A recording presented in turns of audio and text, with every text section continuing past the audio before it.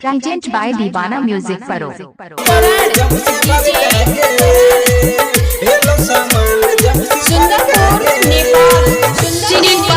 किशोर परदेसी present by दीवाना music परो। तू लेना जवानी बचाई, जवानी बचाई गे जवानी बचाई।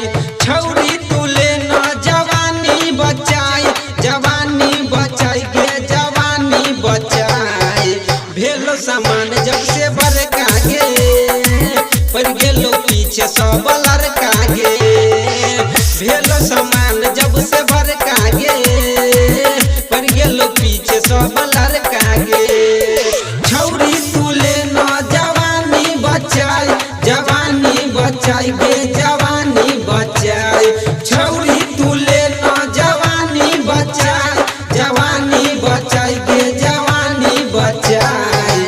भेलो सामान जब से बड़का गे, पर जो पीछे सब लड़का गे। भेलो सामान जब से बड़का गे, पर गेलो पीछे सब लड़का गे। डीजे करण, डीजे करण भेलो सामान जब से सुंदरपुर नेपाल, सुंदरपुर पीछे सब लड़का गे। प्रेजेंट बाय दीवाना म्यूजिक परो। चलई जब रास्ता पछौरी, दुनु फुलवा ना डोलै छो, दुनु फुलवा ना डोलै छो। चलई जब रास्ता पछौरी, दुनु फुलवा ना डोलै छो। सब छौरा छियै रंगदार गे, पैर देतौ आर अपार गे। गे छौरी लेना जवानी बचाई, जवानी बचाई गे जवानी बचाई। भेलो सामान जब से बड़का गे, पर गेलो पीछे सब लड़का गे। भेलो सामान जब से बड़का गे, पर गेलो पीछे सब लड़का गे। डीजे करण, डीजे करण भेलो सामान जब से बड़का गे, प्रेजेंट बाय दीवाना म्यूजिक परो।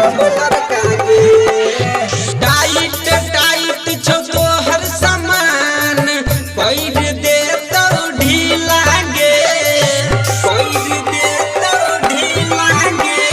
टाइट टाइट छो तोहर सामान, पैर देतौ ढीला गे।